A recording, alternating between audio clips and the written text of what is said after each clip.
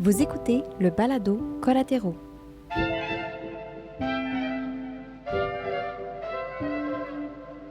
Aujourd'hui, on reçoit Anne-Marie Laflamme, cofondatrice d'Atelier B, qui conçoit des vêtements minimalistes et durables. On parle d'approvisionnement textile et de leur projet de production zéro déchet, une première pour la mode fabriquée au Canada.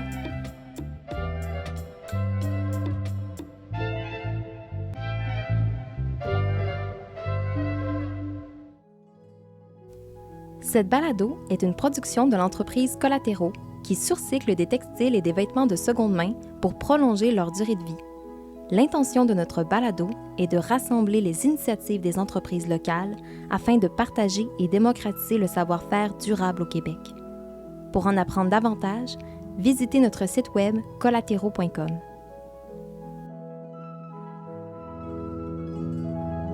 Ça fait déjà 12 ans que le projet est sur le marché, mais ça fait 14 ans qu'on travaille sur ce projet-là, Catherine puis moi. Catherine, c'est ma meilleure amie. On s'est connus à l'école, puis on est devenus... c'est une relation qui est devenue presque fusionnelle en dedans d'un an. Là. On est devenus colocs. Ensuite, on avait un atelier justement dans notre appartement pour pouvoir faire des projets plus créatifs en dehors de nos vies académiques et professionnelles. Puis, c'est dans cet atelier-là, en fait, que le projet a comme grandi doucement. Ce qui a été un peu à l'origine des premiers échantillons qu'on a fait, c'est que Catherine et moi, on était comme récemment diplômés, puis on avait nos premiers emplois. Puis on a dit, OK, on va aller magasiner, mais on va aller comme s'acheter des vêtements qui correspondent vraiment à nos valeurs. Puis là, on a fait plein de petites boutiques indépendantes. On cherchait en fait des vêtements qui étaient fabriqués localement, donc au Canada, au Québec idéalement, le plus près possible de nous. Puis la deuxième chose qu'on avait en tête, c'est que nous, on aime porter des fibres naturelles, puis on croit en l'aspect plus environnemental de ces fibres-là. Fait que c'était comme les deux critères sur lesquels on basait nos recherches. Puis ce qu'on trouvait qui correspondait à ces deux valeurs-là ne correspondait pas à nos envies au niveau du style ou du design. Si on se replonge là, en 2007, les choses ont vraiment évolué depuis, et par chance, là, tant mieux. Mais en 2007, tout ce qu'il y avait au niveau du vêtement écologique et local, c'était principalement des t-shirts là, avec des dessins d'arbres ou des signes de recyclage dessus. Puis, tu sais, j'ai rien contre ça, mais c'est pas comme ça que tu bâtis ta garde-robe. Puis, c'est pas nécessairement de ça qu'on avait envie à ce moment-là. En 2007, on avait 24 ans. Donc, on s'est dit, ah ben, ça tombe bien parce que notre métier, c'est designer de mode. Donc, on a commencé à faire des prototypes pour le plaisir. Au début, on travaillait beaucoup en fait à transformer des vêtements seconde main. On a fait ça pendant au moins un an. Nos premières collections étaient comme ça, puis on travaillait au début sous un autre nom. Puis pourquoi on a décidé d'aller plus vers les matières neuves, puis fabriquer complètement les vêtements? Premièrement, on était deux à devoir vivre du projet. Fait qu'en partant, on avait besoin comme d'un certain volume de vente pour au moins comme payer le loyer puis l'épicerie. Puis ensuite, Catherine puis moi, on est très technique dans notre approche face aux vêtements. On n'est pas tant attiré par la mode, mais on est attiré par les vêtements, la construction, puis le savoir-faire derrière ça, tant au niveau du patron que de la confection. Puis on se limitait beaucoup dans nos créations à cause de nos standards de qualité ou nos attentes techniques. Fait que ça nous bloquait beaucoup. On finissait par avoir comme 12 vêtements dans une collection. C'était clairement pas... ça fonctionnait pas pour notre projet. Donc, on a commencé à travailler avec des matières tricotées au Canada, des matières certifiées bio, des choses qu'on pouvait imprimer. Puis, on a joué beaucoup à nos débuts avec la sérigraphie artisanale à base d'eau. Puis, c'est comme si on a commencé à développer une clientèle à ce moment-là, qu'on a l'impression qu'elle a vieilli avec nous, en fait. Nos collections ont pris de la maturité en même temps que nous, puis en même temps que nos clients. Évidemment, à chaque saison, on a des nouveaux clients qui s'ajoutent. Mais si on regarde la ligne il y a 12 ans, puis la ligne aujourd'hui, il y a quand même eu une progression. C'est ça, c'est comme si la ligne, elle aussi, elle a vieilli. Puis, la ligne s'est élargie. Quand on a commencé, on avait déjà des produits pour hommes et femmes. Puis là, on a rajouté en 2016 la ligne pour enfants qui est encore assez marginale, mais qui prend un petit peu d'expansion à chaque année. Puis en 2011, on avait l'obligation, en fait, de sortir l'entreprise de notre petit appartement parce qu'on était complètement envahis. Je pense que c'est quelque chose que tu dois comprendre, là, mais à un moment donné, on ne pouvait plus cuisiner, on pouvait à peine ouvrir le frigidaire. Là, il y avait des racks, des boîtes, des machines partout. Puis c'est ça, notre vie personnelle était comme inexistante dans l'espace. C'était juste atelier B partout, partout, Oui, du c'est ça. plafond, plancher. Ça mange ta vie personnelle. En fait, ta maison devient ton atelier, finalement. C'est ça. Vraiment... On avait un petit coin dans l'atelier pour vivre. Puis, c'est ça, les 2 premières années, on a eu quand même une croissance vraiment rapide, disons, de 0 à, je sais pas, je pense que quand on a ouvert la boutique, on avait peut-être une vingtaine de points de vente, principalement au Canada, mais un petit peu aux États-Unis. On faisait beaucoup de marchés d'artisans. On ne faisait pas encore de vente en ligne, puis on ne faisait pas vraiment de vente directe à part justement par les événements. Mais là, c'est ça, on a trouvé l'espace ici dans le Myland où on est installé depuis 10 ans. Puis ça a été un énorme coup de cœur parce que le lieu en soi, il rejoignait un peu nos passions à Catherine puis moi. C'est un lieu qui est rempli d'histoire. Ça a été une manufacture de vêtements, puis ensuite un atelier de chapeaux pendant... En fait, la personne qui nous a légué l'espace est arrivée ici en 1953, quand ses parents faisaient des chapeaux. Puis lui, il avait 5 ans quand il est arrivé ici. Puis là, il l'a quitté à 67 ans, peut-être, l'espace. C'est fou. Fait que 6 décennies, tu sais, à vivre et travailler dans cet immeuble-là. Donc, il nous a légué comme, c'est ça, 60 ans d'histoire. Puis ça donne beaucoup de cachet, je trouve, à notre lieu. Puis ça l'a influencé aussi notre création. Quand on est arrivé ici, on s'est un peu imprégné du lieu. Puis ce qu'on mettait déjà de l'avant au niveau du savoir-faire textile, c'est comme s'il a pris encore plus de sens puis encore plus de place. Avec le temps, nos matières se sont diversifiées parce qu'on voulait offrir des collections complètes pour nos clients. On fait des pièces qui sont très sobres et très utilitaires, si on peut dire. T'sais, on fait des basics, des vêtements avec juste une matière, une couleur, dans une optique qui traverse bien le temps, puis que les collections s'agencent bien aussi entre elles, que les pièces puissent évoluer avec le style de nos clients. Donc, on a dû, c'est ça, diversifier nos matières parce qu'au Canada, il y a juste on n'a jamais trouvé autre chose que des tricots, en fait, qui étaient faits ici. Donc, quand on a voulu commencer à intégrer des tissés, on a dû se tourner vers les États-Unis, l'Europe, puis le Japon pour avoir des matières de qualité, mais qui étaient fabriquées dans des conditions avec les droits des travailleurs. On a choisi des pays qui ont des droits similaires aux droits du Canada. Ouais. Donc, on pouvait avoir une espèce d'assurance que les employés étaient... c'est ça, traités comme nous, on traiterait nos employés. On essaie d'avoir des fournisseurs qui ont le plus de transparence possible aussi, tant au niveau de la provenance des fibres que les informations sur les teintures, puis qui ont des fournisseurs qui tentent eux aussi de s'améliorer d'une année à l'autre au niveau de la transparence puis de leur processus écologique. Puis c'est ça, on s'est tourné plus vers la vente en ligne. On a commencé en 2015, mais c'est comme dans les 2 dernières années là, que ça s'est accélérer ce que les gens appellent le virage numérique. Puis c'est devenu essentiel pour les boutiques finalement. Là. Oui, puis on a vu à quel point c'est devenu essentiel pendant la pandémie. Ça nous a vraiment sauvés. La boutique a été fermée le 3/4 de l'année, je pense, en 2019 presque. Oui. Au moins la moitié, en tout cas.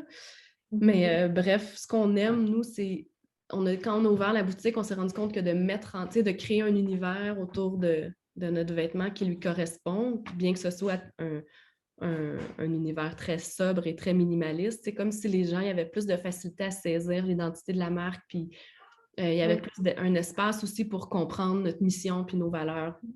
Puis cet espace-là aussi nous a permis d'intégrer l'aspect plus de la communauté, parce qu'on a toujours utilisé l'espace pour faire des expositions, faire des lancements de livres, des performances musicales. Tu sais, c'est devenu un lieu de rassemblement.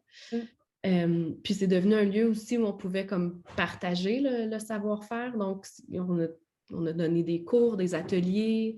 Tu sais, c'est un lieu aussi qui est propice pour recevoir des stagiaires, tu sais, comme créer quelque chose de un lieu de partage. Exactement, un lieu de partage qui nous plaît vraiment. Puis c'est une des choses qu'on n'aimait pas quand l'atelier était dans notre appartement, c'est que il n'était pas ouvert sur les autres, tu sais, tandis que là, la porte est toujours ouverte, les gens rentrent, puis ça crée vraiment quelque chose de dynamique, puis qui nous ressemble plus.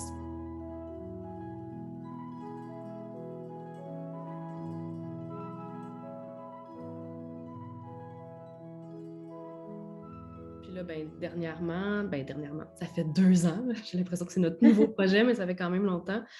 On avait l'impression, tu sais, depuis quelques années que les décisions qu'on avait prises au niveau de notre engagement écologique, si on remonte à 2009, tu sais, on était quand même innovatrice, entre guillemets, par rapport à la façon qu'on éduquait les clients, puis que c'était peu connu, en fait. Tu sais, les gens ne comprenaient pas trop c'était quoi les fibres, puis tu sais, on expliquait c'était quoi du lin, c'est quoi du coton. Tu sais, on remontait comme un peu, il y avait comme une éducation. Tandis que là, en 2021, les clients sont beaucoup plus éduqués, sont beaucoup plus conscients, puis souvent, même, c'est eux qui nous Et oui, sont la recherche. Oui, exactement. Ils vont avancer des trucs, ils nous posent des questions super intelligentes, puis on adore ça. Mais là, on avait l'impression que, c'est ça, depuis une dizaine d'années, tant mieux, tu sais, l'industrie avait beaucoup évolué, puis on avait l'impression qu'on n'était plus assez précurseur ou qu'on n'allait pas assez loin, puis qu'on se sentait comme un peu une responsabilité de revoir nos processus, puis d'aller plus loin dans notre engagement. Un mot qui revenait souvent, c'est qu'il faut être plus radical. Il faut arrêter de faire un petit peu mieux, un petit peu moins pire. C'était comme pas suffisant. On voulait faire comme radicalement bien. Ouais. Comme un besoin de manifester vos valeurs pour aller plus loin. C'est ça. Puis là, nous, notre culpabilité, entre guillemets, de designer, c'était de voir quand on fait la coupe des vêtements, on a beau utiliser un logiciel qui optimise le placement des pièces pour avoir le moins de gaspillage possible. On a créé aussi plein de petits produits qui viennent s'insérer entre les pièces pour essayer de ne pas gaspiller. Ouais. Mais malgré tout ça, on a mesuré que les retailles de nos retailles, là, une fois qu'on a fait toutes ces bonnes actions-là, puis aussi on donne beaucoup de retailles à des artisans récupérateurs. On a mis comme 1 million de petits processus en place pour faire justement un peu mieux ou en fait un peu moins pire. Mais il restait quand même une bonne tonne de retailles par année qu'on voyait dans des sacs de plastique transparents. Là. Puis, c'est cette matière-là que, parfois, elle a été faite ici avec tellement de passion et de savoir-faire. Parfois, on l'a importée d'ailleurs, donc elle a pollué, en s'en venant jusqu'à nous. Fait que c'est comme, on avait une responsabilité, en fait, d'optimiser cette matière-là qu'on voyait qui était si belle, des matières si nobles. On avait comme un blocage à laisser ça aller à s'enfouissement, même si c'est des petits morceaux, là, c'est des petits filaments souvent, puis Bref, on avait l'impression que dans toutes les choses qu'on peut faire puis qu'on fait déjà, la prochaine étape, c'était justement de trouver une solution pour que notre production manufacturière soit complètement zéro déchet. Donc, arrêter qu'elle fasse moins de déchets, mais qu'elle n'en fasse plus du tout.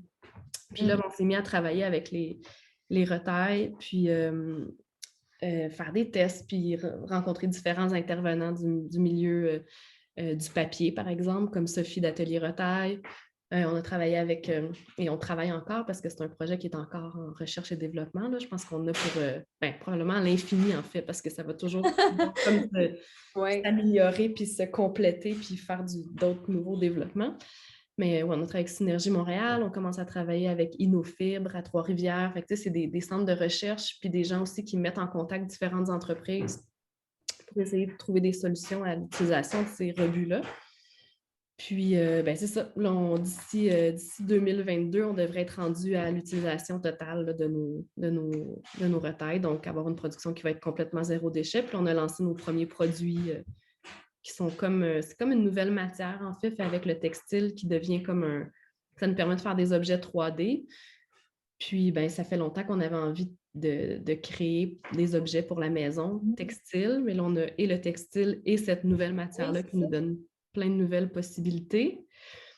Puis, tu sais, comme Catherine et moi, on a appris à travailler le vêtement comme médium, en fait, de faire du design de vêtements, mais on a envie de faire du design de possiblement d'autres choses que du vêtement. Puis là, c'est comme notre première excursion. Ça reste du textile, mais ça sort quand même de notre zone de compétences. Puis d'un point de vue créatif, c'est vraiment rafraîchissant. Puis on a vraiment beaucoup de plaisir avec ça.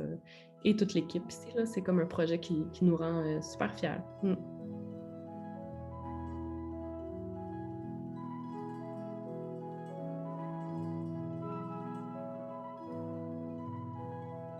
qui est intéressant avec des objets ou des œuvres de designers, c'est que tu n'achètes pas juste un produit, tu achètes un produit qui a toute une histoire. Puis l'histoire, tu sais, moi je dis souvent que si on pouvait comme toucher un objet puis connaître son histoire, ben il y a des choses qu'on n'achèterait pas. Parce que c'est pas une belle histoire. Mais les gens, quand ils achètent un morceau Atelier B, tu sais, ils connaissent une partie de l'histoire puis ils savent que c'est une belle histoire, tu sais. Souvent, les gens connaissent le lieu ou ils connaissent des membres de l'équipe ou ils ont un souvenir par rapport à un événement qu'ils ont vécu ici ou tu sais, ça devient comme, c'est ça, ça devient comme une espèce de construction narrative qui est plus que juste un objet. Tu sais. Oui. Il y a toute la relation après l'achat aussi, tu sais. Maintenant, on accepte les vêtements que nos clients ne portent plus, peu importe leur état. Ils peuvent nous les ramener, puis nous, on va soit les transformer dans ce processus-là pour la création d'objets, ou soit qu'on va trouver quelqu'un pour le reprendre. Mais aussi, nos vêtements, puis ça a toujours été le cas, sont garantis. Donc, tu sais, souvent, la relation, elle ne se limite pas à « OK, le client a acheté l'achat ». Souvent, c'est des relations sur plusieurs années, tu sais. Oui. Le client il a perdu un bouton, il ne trouve plus son bouton de rechange, bien, on va s'en occuper. Notre cliente est tombée en vélo, ça a déchiré son genou, ben, on va trouver une solution pour mettre une patch puis que ça reste joli puis que ça ne gâche pas le design. Oui. Ça n'a rien à voir avec la qualité du produit, c'est juste le vêtement, on en fait un usage qu'on en fait à un moment donné, il y a un moment où il va briser. Puis ce que je trouve, en fait, la différence, je trouve, avec une entreprise qu'on va acheter, qu'on ne sait pas par qui a été fabriqué, on sait l'entreprise, mais on ne sait pas qui le fait, c'est que ça pose la question de la responsabilité de l'entreprise. Que, tu sais, vous, puis il y en a d'autres qui ont commencé à le faire, reprenez vos vêtements parce que c'est les vêtements Atelier B que vous reprenez seulement, c'est ça? Oui. OK, c'est ça. Dans un monde idéal, on pourra tout reprendre, mais on n'a pas cette capacité-là. J'aimerais préciser parce que je le savais, mais je me suis dit, s'il y a des auditeurs, si je garde cette partie-là et que des auditeurs l'entendent, je ne veux pas que demain, ils amènent vos sacs. C'est leur sac Ikea devant votre porte. Il y a souvent des gens qui nous appellent pour ça, mais c'est ça. Déjà, de prendre responsabilité de nos vêtements, c'est l'espace pour accueillir des dons. Moi, je suis dans ce processus-là aussi, puis c'est l'espace pour accueillir des dons et de aussi avoir des gens pour les trier parce que c'est pas juste les accueillir, mais c'est de pouvoir justement faire en sorte de trier, de vraiment... Les gens donnent énormément parce que les gens consomment beaucoup aujourd'hui. Il y a une certaine facilité aussi de consommer, puis de consommer pour peu cher, qu'il y a toute une rééducation à faire pour justement diminuer la consommation, qu'on ait moins besoin de faire ça justement, puis que chaque entreprise puisse justement entrer dans un processus où bien, je reprends ce que moi j'ai fait parce que moi, je m'engage à être responsable de mes articles. Puis c'est assez de bonne qualité que moi-même, je vais pouvoir les redonner ou les remettre en vente même. Parce que si on parle de meubles en bois, par exemple, on peut facilement le retaper puis en faire peut-être un autre objet ou puis quelques vêtements aussi. C'est sûr que c'est... Je ne te cacherai pas que j'ai des clients qui nous ramènent des vêtements là, qui ont tellement été portés puis usés. Oui, c'est ça. Vous, ça en tu sais, quand on dit user à la corde, là, oui. on voit à travers, puis toutes les coutures sont... C'est pas parce que c'est pas un vêtement de qualité, là, puis la personne, en nous le ramenant, elle nous le dit, là, c'est comme, admettons, elle l'a lavé une fois par semaine pendant 5 ans, tu sais, ça fait quand même, genre, plusieurs centaines de lavages, puis les gens font... Tu sais, nos clients, souvent, ils font du vélo, ils bougent, ils sont très actifs, ils ont des enfants, fait que, tu sais, ils ont de la vie, là. Mais à un moment donné, il tombe en morceaux presque. Non, c'est ça. Le textile, ça, tu veux pas, tout objet a une fin de vie aussi, mais c'est intéressant quand même de l'accepter puis de se dire que même si tu ne pourras pas le revendre ou même le redonner, de quand même le reprendre, ça reste aussi qu'en tête, en tant qu'entrepreneur, on se dit, bien, j'ai quand même, c'est pas parce que je produis quelque chose que ça ne m'appartient plus. Puis que ces déchets-là, on peut calculer aussi les déchets qu'on a dans notre tête. Parce que je ne sais pas si c'est toi ou Catherine qui faisait ce rêve-là, mais j'avais lu un article. Moi, c'est ça, j'étais en train de penser, justement. Je faisais un rêve que tu étais entourée de tous les vêtements, mais c'est un peu ça. Je n'étais pas entourée, j'étais comme si j'étais sous un dépotoir, puis le dépotoir, c'était que des vêtements Atelier B. Puis je me réveillais à chaque fois en panique, comme si je manquais d'air. Puis là, c'est là qu'on s'est dit, OK, il faut qu'on s'assure que nos vêtements, ils ne se ramassent pas au dépotoir, tu sais. Oui. Il faut qu'on s'assure qu'ils sont disposés correctement. Puis c'est pas au client d'avoir cette responsabilité-là. Tu sais, moi, je crois beaucoup à l'entreprise citoyenne qui prend ses responsabilités puis qui ne met pas... Tu sais, ça ne devrait pas être la responsabilité du client de vérifier si le coton du T-shirt il a été fait dans un camp de travail au Xinjiang, par exemple. Ça ne devrait pas être la responsabilité du client de faire des recherches pour trouver quoi faire avec son vêtement en fin de vie. ça devrait être la responsabilité de l'entreprise qui lui a vendu, tu sais. C'est lui qui devrait être responsable de ses actes, c'est lui qui devrait faire cette étape-là de faire, tu sais, de faire le travail, en fait. C'est pas au client de faire le C'est lui travail. qui est spécialisé aussi. C'est lui qui est spécialisé. Moi, je trouve ça super intéressant que les gens s'intéressent justement à c'est quoi une fibre, c'est quoi les types de fibres qui sont offerts. Je trouve ça vraiment génial. Mais aujourd'hui, on est vraiment plus dans un processus où le consommateur doit être vraiment comme garant de connaître vraiment bien tout ce qu'il consomme pour justement s'assurer que ce qu'il consomme va respecter ses valeurs, ses choix. Parce que ça peut arriver même des fois que tu es sûr que par la publicité qu'un produit est de qualité, tu le reçois, puis finalement, il y avait comme des ingrédients, il y avait des choses qui n'étaient pas comme annoncées, qui finalement sont contenues dans le produit. Fait que je trouve ça bien d'une part que le consommateur il soit intéressé, mais en même temps, pourquoi il s'intéresse autant? C'est parce qu'il est comme un peu dans la peur justement de se faire avoir, puis que la Parce que c'est personne tellement derrière ça. fait greenwasher, mais oui, les gens C'est sont ça, exactement. critiques. C'est comme C'est dommage qu'ils soient obligés. Tu sais. En fait, c'est que la réglementation devrait être mieux faite aussi. Tu sais. Ouais. Si chaque entreprise payait selon son volume de déchets créés, ben, peut-être que les entreprises seraient plus créatives dans leur gestion des déchets. Si les entreprises avaient des pénalités, s'ils importaient un produit qui était fait dans... Tu sais, ça dit au Canada qu'on n'a pas le droit d'importer des produits qui sont, par exemple, issus du travail des enfants. Mais on le sait que les chaînes de fast fashion en sont remplies. Fait que comment le gouvernement pourrait faire respecter ce qui dit être la loi? Tu sais, tu peux pas passer une loi puis t'attendre à ce que les gens la respectent si tu ne pénalises pas. Fait que c'est ça, il y a comme... Là, ils ont dit en janvier que c'était interdit de vendre des produits qui venaient du Xinjiang. Mais ils l'ont juste dit alors que les seuls qui ont mis en action ça, c'est les États-Unis. Canada, ça rentre aux frontières sans problème. Il n'y a pas de vérification. Fait que il faudrait que le gouvernement aille au-delà des paroles puis qui mettent vraiment quelque chose en place pour... Puis tu sais, ça serait bon pour l'économie, entre guillemets, parce que ça stimulerait l'achat local puis l'achat responsable. Exactement.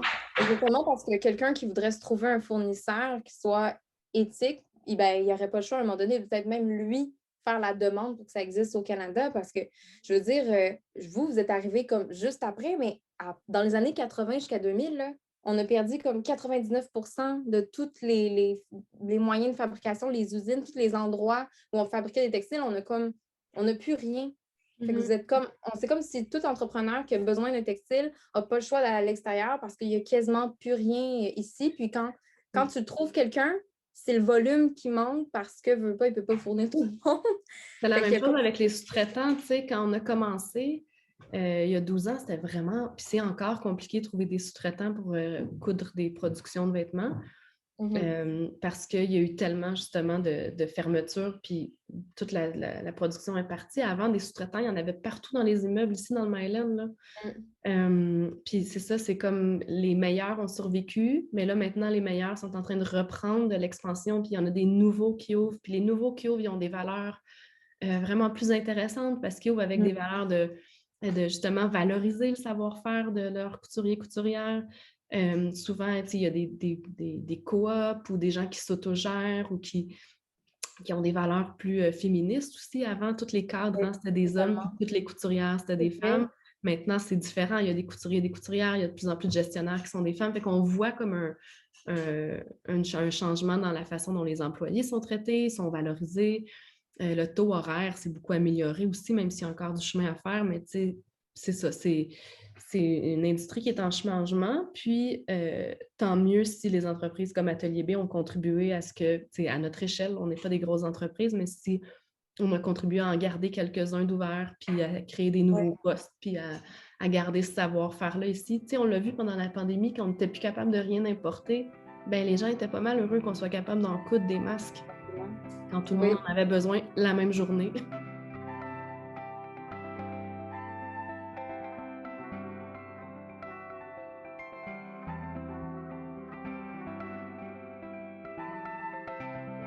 En valorisant justement l'achat local, ça fait en sorte qu'on n'a plus besoin de se demander « Ah, ça vient d'où, c'est fait où? » On diminue le nombre d'intermédiaires, puis on a plus conscience parce que ça fait partie de notre environnement. Fait que tu le sais qu'Atelier B, c'est fait à Montréal, puis que les gens, même si tu les as pas vus, sont probablement payés un prix décent.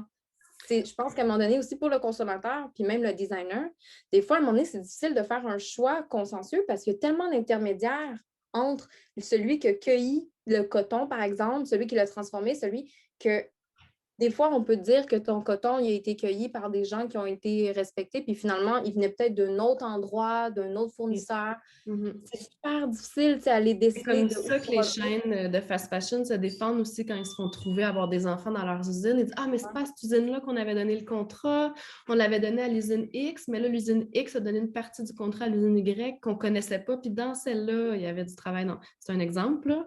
Oui. Mais c'est aussi très facile de se mettre des œillères quand on veut juste le prix le plus bas puis qu'on ne se pose pas d'autres questions.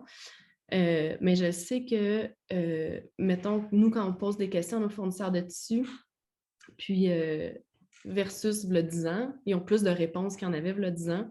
Puis ils ont aussi une transparence des fois de nous dire, ben ça, telle fibre ou tel truc, c'est pas encore parfait. Voici ce qu'on essaye de faire, puis la transition devrait être faite d'ici 1 an ou 2. Puis, ils sont plus capables de nous donner comme leur plan. Tandis qu'avant, ils nous disaient juste on n'a pas d'infos ou on ne sait pas. Ou, alors que probablement qu'ils savaient que c'était des informations qu'on ne voulait pas entendre. Fait Mais c'est ça, il y a beaucoup de changements.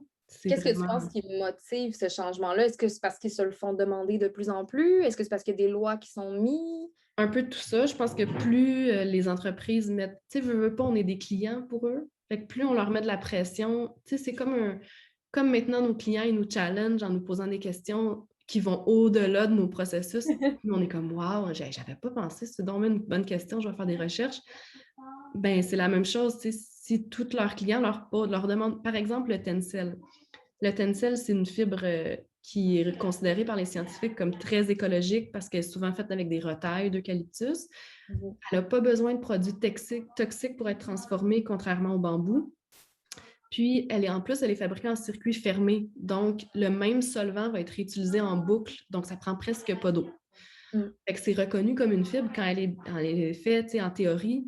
C'est une fibre qui est super écologique. Mais là, on s'est rendu compte que certaines entreprises qui prenaient du bois qui venait de forêts pas protégées. Fait que là, ça vient comme vraiment... Fait que là, des fois, nos fournisseurs sont comme fibre écologique, lyocell. Puis on est comme, avez-vous la certification que ça vient pas d'une forêt protégée?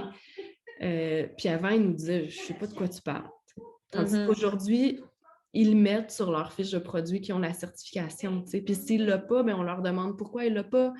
Puis s'ils nous disent que c'est parce qu'ils ont oublié de la mettre sur la fiche de couleur, ben là, ils vont nous l'envoyer par courriel, le certificat. T'sais, tout ça, c'est moins épuisant pour nous qu'il y a 10 ans. Parce qu'avant, on leur posait des questions, on n'avait presque jamais de réponse. Tu ne te sentais pas nécessairement concerné aussi par... tu ne sentais pas qu'il y avait un poids là-dessus, c'était pas important. Je pensais qu'on était des jeunes hippies fatigantes. Ils ne réalisaient pas qu'on était comme la pointe de l'iceberg, puis c'était un mouvement qui allait prendre l'ampleur, puis que ça allait devenir leur quotidien. Puis c'est ça. Sinon, nous, à un moment donné, on était comme découragés parce qu'on avait de la misère à avoir toutes ces réponses-là. On s'était dit, OK, on va faire de notre mieux pour avoir de l'approvisionnement responsable, mais regardons maintenant là où on a le plus d'impact dans notre travail. Puis nous, c'est sur je pense qu'il y a quelque chose comme 80% de l'impact d'un vêtement, c'est à partir du moment où il est utilisé. Donc, un vêtement, puis on a eu, nous aussi, des problèmes où on avait un tissu 100% coton bio, certifié Fair Trade. Wow, il a l'air merveilleux, le tissu parfait. Puis nos clients viennent nous voir au bout d'une saison, puis ils disent « Hey, je l'ai lavé 3 fois, là, puis il a l'air d'une guenille. » Il est tout twisté, puis là, nous aussi, on les teste, nos produits, fait qu'on voit bien. Fait que là, dans ce temps-là, nous, ben, on les reprend, les produits, on les échange, on les remplace, ou on les rembourse, fait que là, on gère tout ça. Fait qu'on s'est rendu compte que ben, le plus important, en fait, puis ça, les études le démontrent, c'est la qualité. Il n'y a rien de plus important pour l'environnement que d'avoir des produits de qualité. Parce qu'ils vont être portés plus longtemps, ils vont pouvoir justement se donner, se transférer, ils vont pouvoir se réparer parce qu'un tissu de mauvaise qualité, tu ne peux pas le réparer, tu sais. Fait que là où on a accepté où on n'a jamais accepté en fait de faire des compromis, c'est sur la qualité, tant au niveau de la matière que de la fabrication. Ça ne veut pas dire qu'on n'a pas fait d'erreur. On est des humains, puis on fait de notre mieux, puis il y a des choses qu'on apprend. Mais on a toujours vraiment, ça a toujours été important pour nous que le client, s'il y a un souci avec un de nos produits, bien justement, on a une garantie de qualité, puis on est responsable, en fait, après que ce soit à la hauteur de leurs attentes. Toute l'éco-conception, ça s'est mis à prendre beaucoup de place pour nous, tu sais. Comme on s'est mis à un moment donné, on a arrêté de changer le type de bouton qu'on utilise. Là, ça fait peut-être 8 ans, je pense, qu'on utilise toujours le même modèle de bouton. Pourquoi? Parce que si quelqu'un perd un bouton, ben, on est capable de lui fournir le bouton manquant sans avoir besoin de changer la totalité des boutons puis là, de gaspiller. Puis aussi les restants de garnitures en fin de collection. Depuis qu'on a tout standardisé nos garnitures, ben, au lieu d'avoir, on a 0% de perte.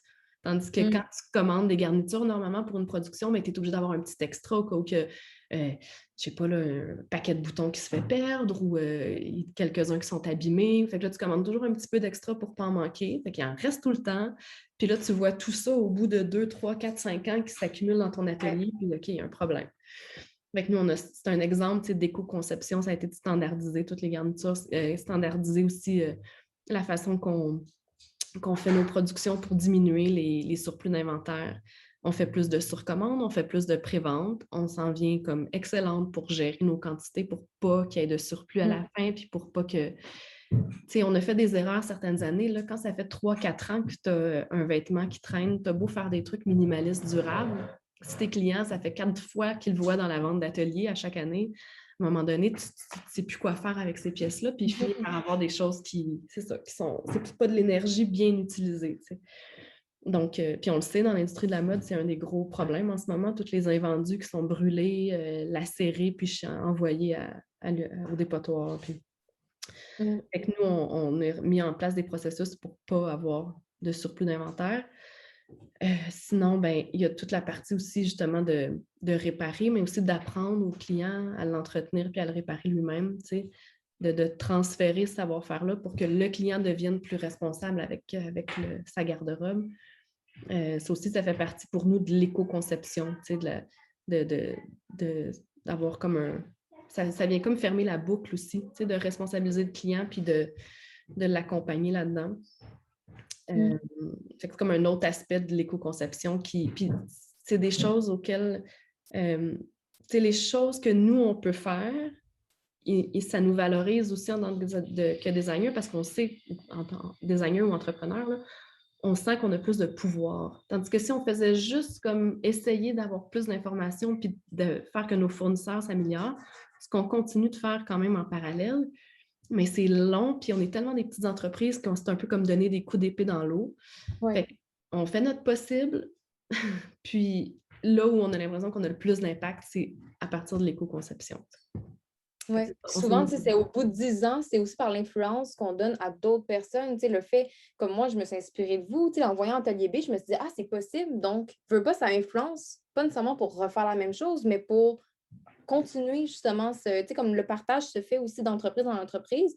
Puis quand tu parlais du fait de partager savoir-faire avec la clientèle, ce que je trouve intéressant aussi, c'est que oui, la clientèle devient autonome, mais encore plus dans les ateliers, ce que je vois souvent, c'est que le client, il comprend le travail. Parce qu'à un moment donné, on est tellement loin comme consommateur de savoir le temps qui a été pris. Le vêtement, là, il y a beaucoup de gens qui vont dire comme « Ah, ben un vêtement, ça prend combien de temps à faire? » Personne ne sait là, combien de temps ça prend. Là. Un vêtement d'un autre.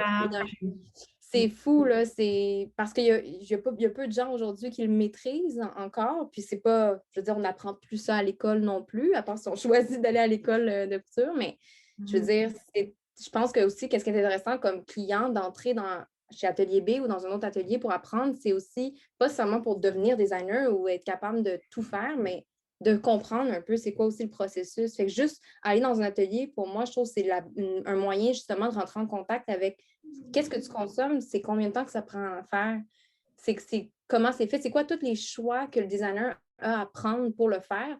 Tu prends conscience après ça du prix, de la qualité, de la durabilité, puis là, tu vas peut-être mieux choisir après ça parce que toi-même, tu as été comme mis face à face avec ces questions-là quand tu choisis une petite capsule vidéo cette année, comme on a dû arrêter de donner nos cours en personne, on n'a pas recommencé encore, mais on a fait quelques capsules vidéo pour comme se rendre, là, genre on s'ennuyait Mhm. de cette portion-là de notre travail.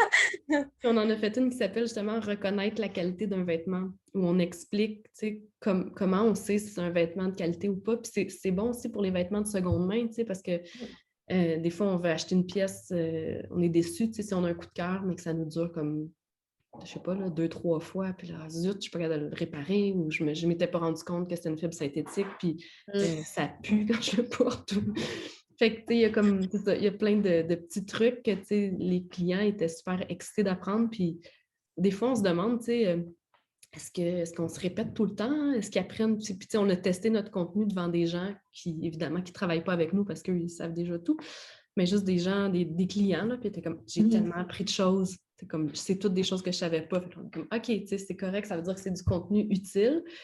Mais c'est vrai, tu sais, que les clients s'habituent à inspecter, à regarder comment c'est fait, à poser des, tu sais, surtout quand, tu sais, nos vêtements, ils ne sont pas donnés. C'est des gros investissements souvent pour acheter des vêtements faits ici. Fait que tu veux faire des bons choix, tu veux pas te tromper, tu veux les aimer longtemps. Fait que c'est comme un apprentissage. Puis c'est ça, c'est le fun de voir le chemin que ça a fait en 10 ans auprès des clients pour reconnaître justement cette qualité-là.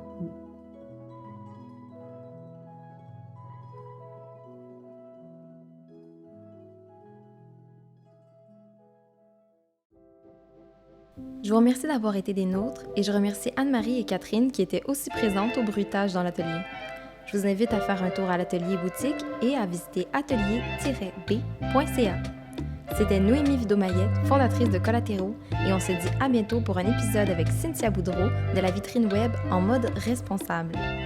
En attendant, vous trouverez toutes nos références dans la description. À bientôt!